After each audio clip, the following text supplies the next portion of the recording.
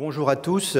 Alors nous allons faire effectivement un duo, François Bichet et moi, d'Assosystèmes représentant l'usine numérique, l'usine virtuelle, et FIV en quelque sorte l'usine physique, puisque, juste un slide, FIV est au cœur des usines depuis 2 siècles. Nous construisons des usines et des équipements industriels dans différents secteurs de marché.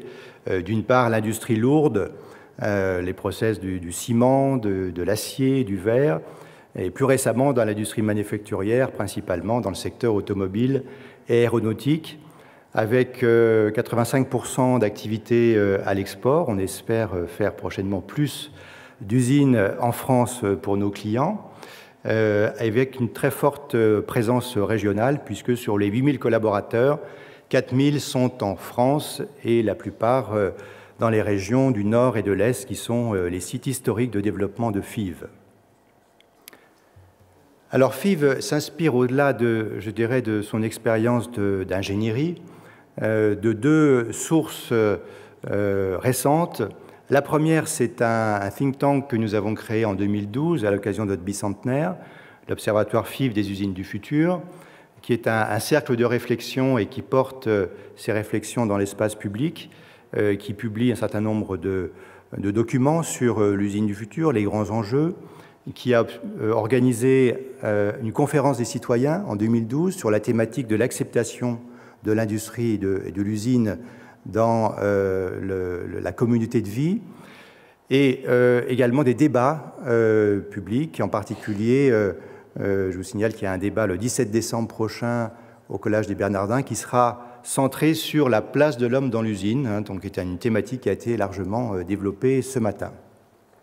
Et puis bien évidemment, le plan 34, donc le 34e plan de la Nouvelle France industrielle, centré sur l'usine du futur, qui a été copiloté par FIV et d'Assosystèmes. La feuille de route qu'on nous a demandé, le travail a commencé à l'automne 2013. Nous avons remis nos conclusions un peu avant l'été 2014 et nous sommes actuellement en plein dans le déploiement de ce programme. Alors ce 34e plan, bien sûr, est particulier par rapport aux 33 autres, qui sont, eux, plus tournés vers des technologies, vers des produits, vers des filières. Le 34e s'intéresse à l'usine, donc comment justement aider ces filières à être compétitives, comment produire l'avion du futur, le TGV du futur dans les meilleures conditions, et comment développer également une offre technologique. Donc l'ambition du plan est double. C'est bien sûr développer l'emploi industriel en France, redévelopper l'emploi industriel, retrouver de la compétitivité, de l'attractivité pour les territoires, mais également développer une offre technologique française, mécanique, numérique et d'ensemblier.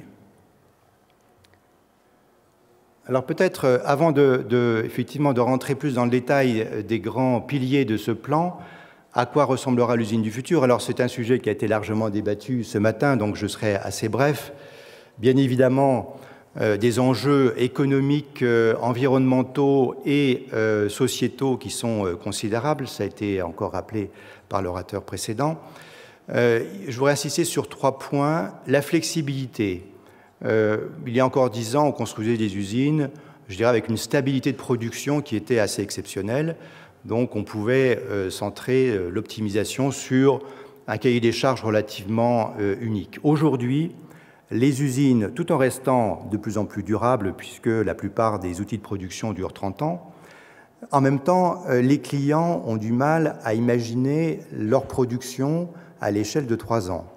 Il faut donc concevoir des outils de production qui sont extrêmement flexibles, extrêmement versatiles, et je dirais qu'avec des échelles de temps qui vont de la seconde à l'année. Typiquement, aujourd'hui, on peut arbitrer la production d'usines, par exemple de sucre, en fonction des cours du sucre, de l'alcool et du courant électrique qui peut être produit par l'usine. Une usine d'automobile, aujourd'hui, peut produire jusqu'à 7 à 8 modèles différents et avec un changement extrêmement rapide de modèles permettant bien sûr d'optimiser la productivité, ce qui pose bien évidemment des questions considérables d'amener de pièces et de changement des rythmes et de synchroniser l'ensemble du montage par rapport à ces changements de produits. Et même une usine de production d'acier aujourd'hui, il faut savoir que l'acier est encore un grand domaine d'innovation. Les recherches aboutissent à des aciers de plus en plus résistants, en particulier pour l'allègement des véhicules, et il faut donc adapter les process par rapport à ces évolutions de produits. Donc des changements considérables et l'outil de production naturellement doit s'adapter et anticiper ces variations de charge et de qualité de produit à fournir. Le deuxième point, c'est l'attractivité, ça a déjà été développé. On a beaucoup insisté, et c'est bien normal, sur les nouvelles technologies. Il faut absolument également travailler sur la réattractivité de l'usine, qui aujourd'hui, dans le grand public, est plutôt connue à travers les romans du XIXe siècle. Et aujourd'hui, il y a une totale méconnaissance. C'est un des grands enseignements d'ailleurs de l'Observatoire des usines du futur. Nous avons fait un certain nombre d'enquêtes auprès du grand public. Et aujourd'hui, les 2/3 des Français s'estiment sous-informés sur la réalité de l'usine. Donc il faut pouvoir également, bien évidemment, moderniser les outils de production, mais également attirer de nouvelles générations pour travailler dans ces usines. Et enfin, le caractère multifilière, je voudrais insister sur le fait que toutes les filières sont concernées. Alors bien sûr, on parle essentiellement et beaucoup du secteur aéronautique et automobile qui naturellement tire toutes ces technologies, mais n'oublions pas qu'il y a des enjeux également considérables, et en particulier en France, sur l'industrie agroalimentaire par exemple, ou même les industries de process plus fondamentales pour lesquelles les questions énergétiques et environnementales font encore l'objet de progrès à venir très importants. En face de ça, une offre et des leviers technologiques multiples, et ça c'est le côté extrêmement positif de l'affaire, c'est que finalement l'émergence de ces technologies va rebattre les cartes et redonner, si on s'y emploie correctement, la main aux pays développés dans l'industrie. Je crois que, bon, encore il y a 20 ans, on disait, bon, il y a des pans entiers qui vont disparaître des pays développés. Aujourd'hui, on peut penser que même des industries relativement matures peuvent être réintroduites dans les pays développés du fait de toutes ces nouveautés technologiques et organisationnelles. Je laisserai François Bichet, bien évidemment, développer l'aspect numérique, qui est un des éléments fondamentaux de l'usine du futur, mais pas uniquement. Le numérique est également au service de révolutions technologiques dans le domaine des matériaux, par exemple, aussi bien les nouveaux matériaux à fabriquer, les composites, par exemple. L'introduction des composites dans l'automobile est un enjeu stratégique majeur, mais également la technologie des poudres, des nanomatériaux, etc. Enfin, le génie chimique, le génie des procédés et la logistique également doivent progresser. Ce sont bien sûr des techniques relativement connues depuis longtemps. Elles peuvent progresser. Par exemple, la transitique, donc la logistique au sein même des ateliers, est un élément clé de productivité au-delà des technologies et des machines ultra performantes qui peuvent être utilisées maintenant. Donc l'usine, elle sera connectée, elle sera flexible. Donc là, vous voyez un exemple de ligne d'assemblage automobile. En bas, une ligne de production de tôles d'acier, où là, effectivement, on fait les tôles qui vont servir pour les automobiles. Elle utilisera bien sûr des matières premières de plus en plus hybrides, composites, en utilisant par exemple, et en partie, mais pas uniquement sans doute, en partie des technologies de fabrication additive. Et là, clairement, l'aéronautique est le secteur qui tire le plus dans ces domaines, à la fois par l'utilisation des matériaux, par le fait qu'il faut monter en cadence pour l'ensemble de la chaîne, l'ensemble de la filière aéronautique, ce qui pose naturellement des questions essentielles sur le passage parfois d'opérations encore artisanales, dans le bon sens du terme, dans l'aéronautique, à des ateliers ultramodernes et gagnants en productivité. Naturellement, des usines sobres, propres, plus intégrées dans leur environnement, on en a parlé. Bon, là, les pouvoirs publics ont aussi un travail à jouer. Au fur et à mesure, les usines seront sans doute plus flexibles, plus petites, bien évidemment beaucoup plus respectueuses de l'environnement. Et l'optimum de l'économie durable, naturellement, va conduire, au moins pour certaines industries, à se rapprocher des villes. Enfin, et ce n'est pas le moindre sujet, la présence de l'homme dans l'usine, on en a déjà beaucoup parlé. Il y a effectivement parfois des affrontements entre ceux qui pensent que l'usine va être désertée par les hommes et entièrement automatisée avec des robots, Aujourd'hui, on pense qu'il y a plutôt une tendance inverse, et pour différentes raisons, à la fois sociologiques, des pays comme la France doivent développer de l'emploi industriel, mais de façon intelligente. Deuxièmement, l'optimum même de productivité pour beaucoup d'opérations est dans une collaboration entre l'homme et la machine, et non pas uniquement avec la machine. Et troisièmement, les nouvelles technologies dont on a parlé ce matin, de cobotique et de réalité augmentée, permettent d'alléger la charge physique des opérateurs, sur une chaîne de montage par exemple, mais également d'optimiser ces gestes et de limiter le stress et d'optimiser effectivement à la fois le confort et la productivité de la ligne de production. Alors pour revenir maintenant sur le plan 34, en fait trois objectifs, trois piliers à la feuille de route qui a été élaborée. Le premier qui est la compétitivité des filières. Donc il est prévu qu'une vingtaine de lignes pilotes industrielles soient construites, qui soient des lignes emblématiques, des vitrines des technologies françaises et centrées sur une filière industrielle. Je reviendrai ensuite sur les projets eux-mêmes. Un deuxième axe qui est la compétitivité de l'outil de production, j'irais plutôt pour les ETI et PME de rang 1, 2 ou 3, où là, la main est dans les régions. Il s'agit de donner accès aux PME mécaniciennes en particulier, mais pas uniquement, aux technologies de robotique, numérique, etc., qui sont existantes. Donc là, on est plutôt dans le déploiement. Et enfin, naturellement, le troisième pilier, c'est le pilier recherche-développement, plus tourné vers l'offre. Comment faire en sorte que la France soit un pays d'excellence en termes d'offres technologiques dans le domaine des technologies de production. Donc, vous avez ici quelques exemples d'une première série de projets qui sont en cours de montage.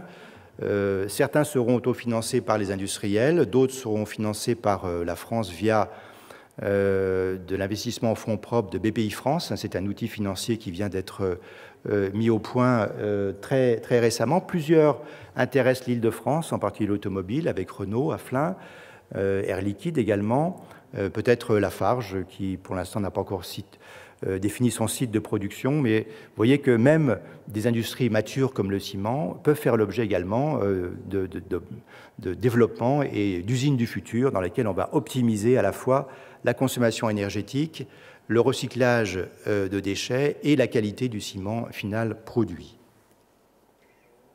Dans le domaine de la R&D, plutôt que de s'éparpiller, nous avons identifié 6 macro-domaines où il nous semble qu'il faut vraiment mettre le paquet en France sur la recherche-développement et la recherche industrielle. Chacun de ces sujets font actuellement l'objet d'une étude plus détaillée pour structurer effectivement les thématiques essentielles à développer et bien sûr pour émuler l'écosystème de recherche académique, de recherche technologique et d'industrielle autour de ces thématiques. Donc vous ne serez pas étonné de voir les sujets Internet des objets, virtualisation. Donc là, c'est vraiment très macro. Ça comprend bien sûr les capteurs, la transmission, le big data, les logiciels de simulation pour faire des usines virtuelles. Le deuxième, la robotique de process, comment passer de la robotique plutôt de manutention à la robotique de process multi-process, par un seul robot pouvoir faire du soudage, de la découpe, de l'ébavurage, etc., avec beaucoup plus d'intelligence également associée à la mécanique. La gestion des flux, j'en ai parlé, la transitique. Bien évidemment, la fabrication additive, mais pas uniquement. Les technologies d'usinage à très haute précision ont également des progrès à faire pour faire des objets mécaniques, une fois de plus, très performants et à haut rendement énergétique eux-mêmes. Le contrôle non destructif, la vision, je pense que c'est un point parfois qu'on a tendance à oublier. C'est un élément essentiel de la productivité de lignes de production, de pouvoir en temps réel, en ligne, mesurer la qualité, la santé d'un matériau ou la qualité d'un assemblage final. Les composites et les nouveaux matériaux, naturellement, avec à la fois l'entrée en puissance dans l'automobile, mais également la montée en cadence dans l'aéronautique, et pas uniquement.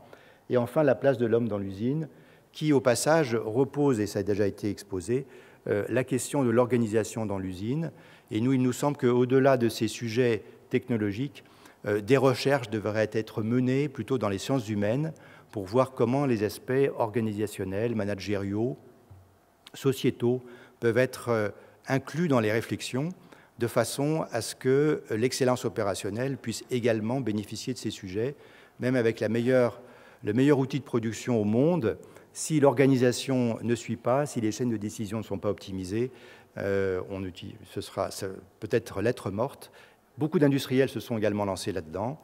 Michelin, par exemple, a lancé des initiatives très intéressantes sur l'engagement des opérateurs qui deviennent eux-mêmes les acteurs du changement. Voilà, donc un vaste programme. Je laisse maintenant François Bichet. Peut-être juste un mot, oui, sur le troisième levier, le troisième pilier, pardon, dans les régions. Donc, la redynamisation du tissu de production dans les territoires donc, et dans les mains des régions. Et l'objectif affiché est de pouvoir sensibiliser environ 10 000 PME, de pouvoir faire des diagnostics de l'outil de production au vu des critères de l'usine du futur pour environ 2 000 PME dans les 3 ans, et ensuite de les accompagner avec des prêts dans le domaine de la robotique, du numérique et de l'environnemental. Il y a environ 1 milliard d'euros effectivement, qui sont consacrés aux PME et ETI dans les régions, et également avec une accélération du processus d'amortissement. Donc là, c'est plutôt une incitation fiscale et un accompagnement dans l'écosystème. Donc, bien évidemment, l'Île-de-France, première région de France, est tout à fait en pointe sur ces sujets.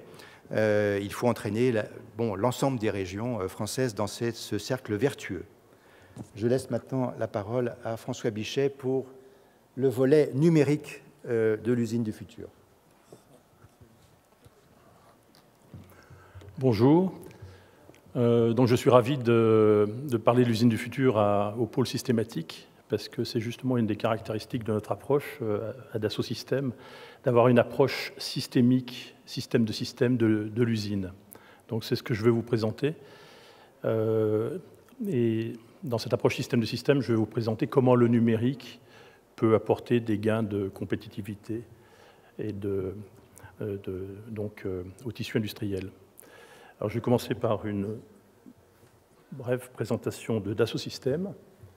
Donc, on appuie sur ce bouton. Pardon, non, c'est pas bon. On revient, voilà. Donc, Dassault Systèmes, en quelques mots, parce que beaucoup d'entre vous nous connaissent sans doute comme un fournisseur de CAO ou même de PLM, mais on va bien au-delà, avec nos fondamentaux qui sont qu'on est une société scientifique, de recherche aussi, avec 12 000 personnes maintenant. Une caractéristique, c'est d'avoir 36 laboratoires complètement intégrés au niveau de la recherche et développement, au niveau mondial. Donc c'est vraiment un réseau tout à fait exceptionnel de construction de logiciels. Et donc on a beaucoup de clients maintenant, puisque en ligne, on a 100 millions de clients individuels et 3500 partenaires. Donc on est aussi un écosystème, parce qu'on fournit des plateformes qui permettent à vous tous de développer des applications, et ça va être un de nos sujets. Bon, on est concentré sur le long terme. C'est vraiment un plus quand il s'agit de construire par exemple, la nouvelle France industrielle. Donc, si on passe au transparent suivant, voilà. Donc, notre histoire, c'est qu'on a commencé, comme beaucoup d'entre vous le savez, par la 3D. Ensuite, à force de faire des maquettes de pièces en 3D, on a fait la maquette numérique. Et on a introduit les systèmes dans cette maquette numérique. Donc, ce n'est pas uniquement la 3D. Ensuite, nos clients ont accroché toutes les données pertinentes pour la conception des produits, y compris des données très aval, comme des données de maintenance. C'est ce qu'on appelle le Product Life Management. Et maintenant, on a introduit la 3D Experience, qui est vraiment la nouvelle génération, le nouvel angle d'attaque pour Dassault Systèmes de cette problématique-là. Donc, je vais détailler ce que c'est que la 3D Experience en expliquant ce compas que vous voyez là, donc sur la partie gauche de l'écran. Ça structure toutes nos activités, mais vous verrez qu'on propose aussi que ça structure l'usine du futur. Donc, vous allez voir ça tout à l'heure. Donc, nos activités sur la partie gauche, canal historique, qui s'appelle 3D, mais c'est aussi les systèmes. C'est là où on imagine le futur, on imagine le possible, en collaboration. Ensuite, une fois qu'on a imaginé dans les mondes virtuels l'usine de demain ou des produits de demain, on va les réaliser dans le monde réel. C'est la partie sud. Et on va se confronter à la réalité, on va faire du hardware in the loop, des essais, etc. Et puis on va lancer les choses en production et en gardant le virtuel synchronisé avec le réel. À droite, c'est le big data, c'est l'intelligence de la production, l'accumulation des savoirs, la propriété intellectuelle, etc. Et au nord, c'est la collaboration, donc la prise de décision, les arbitrages, la planification, etc. Donc vous voyez autour, toutes nos marques maintenant ont été restructurées dans cet environnement-là. Et quand on fait des acquisitions, parce qu'on fait presque une acquisition par mois, ça rentre sur cette architecture, sur cette plateforme. Et à droite, on est structuré par 12 industries. Donc pour ces industries, on construit des applications spécifiques pour traiter les problèmes de fabrication numérique, par exemple. Et on utilise la plateforme pour construire ces applications par composition. J'allais dire par drag and drop, c'est un peu facile, mais par un système de composition extrêmement simple des... Je me trompe encore de bouton. Non, ça fait rien. Voilà. Bon. Donc, ça me permet maintenant d'aborder la problématique de l'usine du futur. Donc, avec un premier message qui est que pour nous, l'usine, c'est un système de systèmes. Et deuxièmement, il est à plusieurs niveaux. Là, on va vous présenter 6 niveaux, on peut débattre là-dessus. Mais le message principal de ma conférence, c'est qu'il est extrêmement productif de séparer les problèmes par niveau. Trop souvent, on voit tous les problèmes sont mélangés et finalement, on a beaucoup de mal à tirer des conclusions. Donc, ça va être le but de ma présentation. Et vous allez voir que ce n'est pas du tout les mêmes enjeux à chaque niveau de l'usine.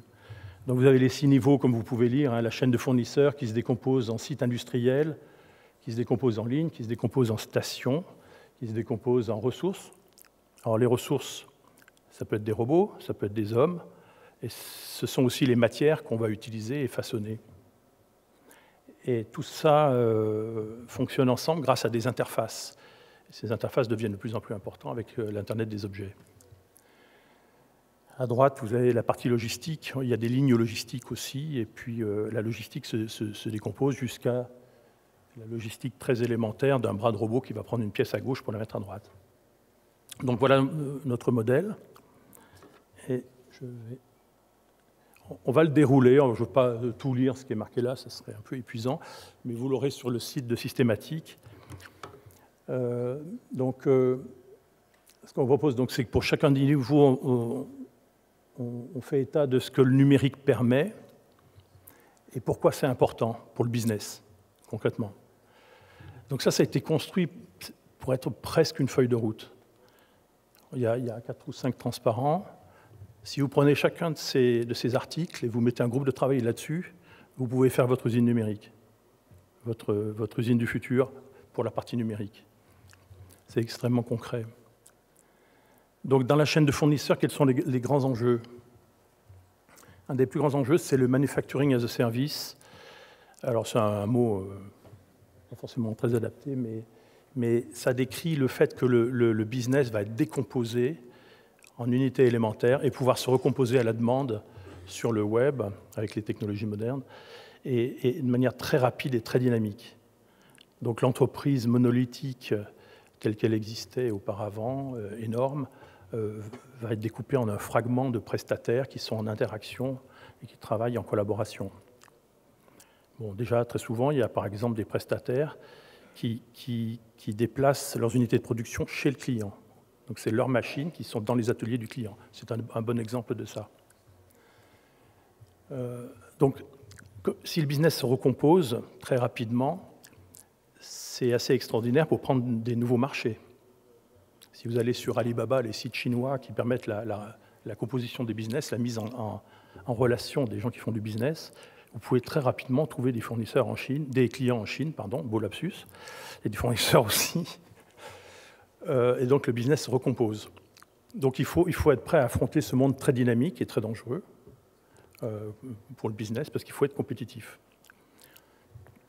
Le corollaire de ça, c'est que pour survivre, il va falloir développer une intimité assez forte, très forte avec le client. Parce que sinon, dans un monde où tout se recompose, il n'y a pas de fidélité. Donc vous êtes à risque en permanence. Donc il faut développer une intimité avec le client, c'est la deuxième, les lignes suivantes. Donc le numérique permet ça, il permet de créer des hubs de collaboration où vous échangez, vous faites de la conception collaborative, vous faites de l'exécution collaborative, avec par exemple le traitement des incidents ultra rapide en interaction directe avec votre client. Donc ça demande beaucoup plus de visibilité, ça demande un vrai changement des mentalités, mais ça permet de construire la confiance avec le client, donc la fidélité.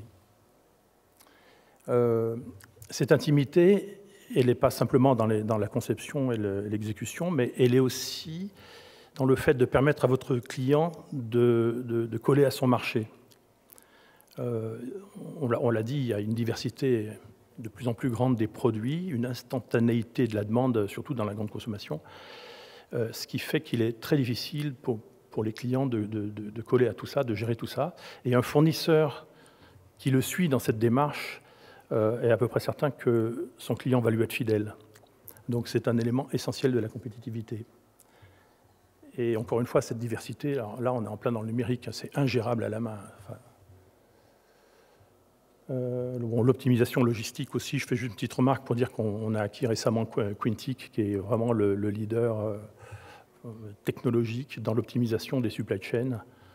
Donc on est à fond dans ce domaine-là, vous ne connaissez sans doute pas encore tous. On est très loin de la CAO maintenant. Bon, le site industriel, c'est un autre niveau, c'est un niveau où on regroupe des moyens.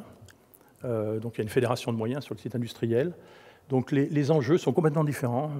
Il va y avoir des enjeux de traçabilité énergétique et écologique. C'est à ce niveau-là qu'ils se traitent.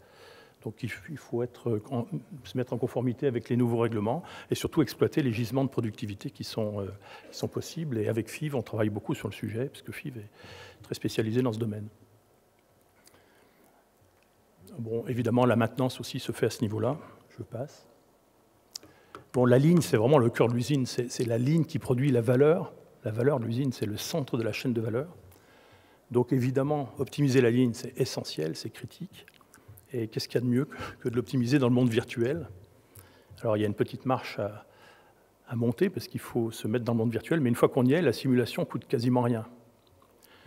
Donc il y a un bouquin qui a été écrit par Michael Schrag du MIT sur la société d'hypersimulation, qui est extrêmement intéressant, qui dit que ceux qui vont gagner, c'est ceux qui vont être capables de simuler très très rapidement avec tous leurs partenaires le système de production. Pourquoi? Parce que s'ils sont moins bons que les autres, ils vont copier en simulant très très vite et mettre au point très très rapidement. Et le retard qu'ils ont, de toute façon, ils vont le rattraper ultra rapidement. Donc, Michael Schrag a développé même une méthode pour coter les sociétés sur la bourse en prenant en compte cet aspect-là. L'autre chose, c'est l'innovation dans le monde virtuel. Donc là, le champion, toute catégorie, c'est Toyota. C'est extraordinaire ce qu'ils font. Et comment ils partagent l'usine dans le monde virtuel, non seulement avant, mais même en cours de production, pour que chaque individu puisse faire des commentaires et contribuer à l'amélioration de la qualité, de la productivité et faire des innovations. Donc, quand on descend, on arrive dans les stations, donc ce sont les procédés. Donc là, vous voyez une machine de FIV. Donc le but, c'est la mise au point de ces procédés qui, bien sûr, vous permettent d'être plus compétitifs au niveau des produits. Donc la légèreté pour les composites, par exemple, et la facilité de customisation pour la fabrication additive. Donc là, c'est très très clair sur ces technologies. La boucle engineering manufacturing est absolument capitale, parce qu'il peut y avoir, par exemple, des rétractations de produits, donc il faut les concevoir plus grands pour qu'à la sortie, ils soient bons en taille. Donc vraiment, le virtuel permet aux équipes d'ingénierie et aux équipes de fabrication de collaborer étroitement dans ce monde-là. Si on descend donc au niveau des ressources, vous avez l'automatisation qui est vraiment le domaine de l'industrie 4.0. Donc vous voyez que nous, avec l'usine du futur, on est quand même beaucoup plus large que l'industrie 4.0 telle qu'elle est en général présentée dans la littérature. Mais aussi la cobotique qui a été citée, donc avec le fait que les barrières d'ateliers, un jour en France, vont disparaître comme dans les autres pays. Vous le voyez là sur une petite diapo de l'IRT Jules Verne. Et donc, ça va permettre une collaboration entre les hommes et les robots en toute sécurité, et donc un meilleur partage des tâches pour beaucoup d'efficacité. Alors, bon, c'est clé parce que, évidemment, ça va libérer l'homme des tâches épuisantes. Ça, on est tous convaincus qu'il faut faire ça. Mais surtout, ça lui permet de garder ce qu'on appelle ses fonctions cognitives pour l'innovation, pour la qualité, pour le changement. Donc on utilise l'homme pour ce qu'il sait faire. Quand vous visitez des ateliers, très souvent, vous avez des gens qui, rien qu'au bruit que font les copeaux en sortant, savent que la machine n'est pas en très bon état, qu'il faut changer un outil, par exemple. Voilà. L'autre chose qui est très importante, c'est l'empowerment. Je ne vais pas trouver le mot français adapté, là, mais c'est le fait que ce sont les équipes elles-mêmes qui appellent les services fonctionnels dans les usines. L'armée américaine a fait ça très bien avec l'initiative REACH, où le fantassin peut appeler un support de l'aviation maintenant. Donc ça redonne le pouvoir à la base. Donc ça va tout à fait dans le sens de l'homme dans l'usine. Et là encore, c'est les systèmes d'information, parce que pour que l'équipe puisse appeler les services fonctionnels, il faut qu'ils aient les outils de mesure de la qualité, les outils de mesure de leur productivité, etc. Bon, on décuple aussi donc, la puissance des opérateurs en leur mettant, comme ça a été dit, à disposition toutes les informations dans le monde virtuel, donc superposées au monde réel. Ça, c'est extrêmement puissant. C'est extrêmement puissant aussi pour la formation. Donc la formation, ce qu'on appelle la formation dans l'action. C'est-à-dire que les gens vont acquérir des connaissances sur leur lieu de travail, pendant leur lieu de travail, pendant leur temps de travail, pardon. Voilà, donc le dernier domaine, c'est les interfaces. Donc là, l'Internet des objets est clé, parce que maintenant, on peut taguer les objets. Et en taguant les objets, on peut avoir une référence à toutes les informations relatives à cet objet qui sont dans les bases de données sur le cloud, par exemple. Donc ces informations sont de nature engineering, de nature manufacturing, de qualité aussi, traçabilité. Et puisque l'objet porte ces informations, c'est l'objet qui peut servir de moelle épinière ou de bus quand il s'agit d'intégrer deux entreprises. Ça, c'est fait dans les hôpitaux où ils taguent, par exemple, les blouses pour les chirurgiens de façon à suivre des cycles de nettoyage bien spécifiques. Et donc, ils peuvent changer très facilement de fournisseur parce que, de toute façon, le tag a toute l'information. Et ensuite, la blouse, elle peut revenir très facilement dans le bon service. Donc ça, c'est une vraie révolution. Et j'engage les industriels à vraiment repenser leur système d'information sur cet aspect-là. Dernier point. L'intégration verticale du changement, c'est que tout ça, c'est dans une problématique d'évolution permanente, ça a bien été dit, mais comment est-ce qu'on fait ça, quoi? Comment est-ce que ça marche ensemble? Donc déjà, comment on gère le changement? La base de gestion du changement, c'est Plan, Do, Check, Act, hein, c'est envisager le futur, ensuite réaliser les choses, faites-les tourner, ensuite vérifier,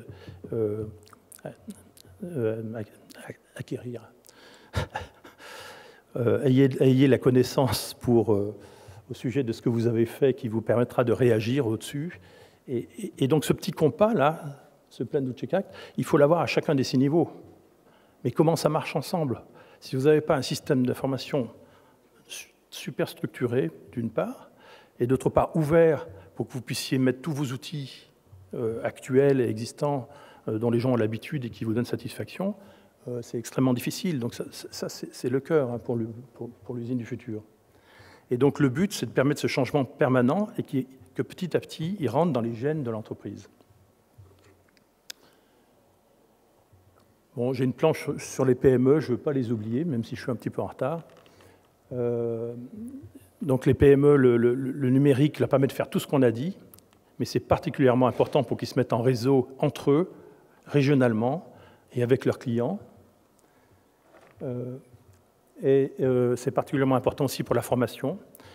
Et le point important, c'est que les technologies de cloud sont beaucoup plus accessibles pour les PME, puisqu'il suffit de taper un URL, et puis voilà, vous avez accès sur une base de vos consommations d'énergie informatique aux applications directement. Il n'y a pas d'installation, c'est très facile pour les PME, et ça, c'est une vraie révolution aussi. Ça, c'est ma conclusion, quasiment. Donc, ce n'est pas que des discours. Là. Je vous engage à voir l'étude du Capgemini et MIT Sloan, qui est très intéressante, qui a classé les entreprises suivant 2 axes. L'intensité digitale, c'est-à-dire comment est-ce que les entreprises ont réussi leur digitalisation, donc c'est tout ce qu'on a vu, ça. Et deuxièmement, comment est-ce qu'elles gèrent le changement. La transformation de management intensity, est-ce que c'est un management qui est conservateur ou qui tire l'entreprise constamment vers le changement. Et vous voyez les ratios de revenus et de profitabilité, et c'est vraiment en couvrant ces 2 axes que les entreprises peuvent atteindre des gains absolument significatifs de productivité, enfin de compétitivité. Voilà, alors, bon, j'ai terminé. Vous pouvez, n'hésitez pas à me contacter si vous voulez discuter de tous ces sujets-là. Je vous laisse, bon, c'est très littéraire, cette synthèse sur l'usine du futur, voilà. Merci. Merci beaucoup. On abordera, merci beaucoup. Merci.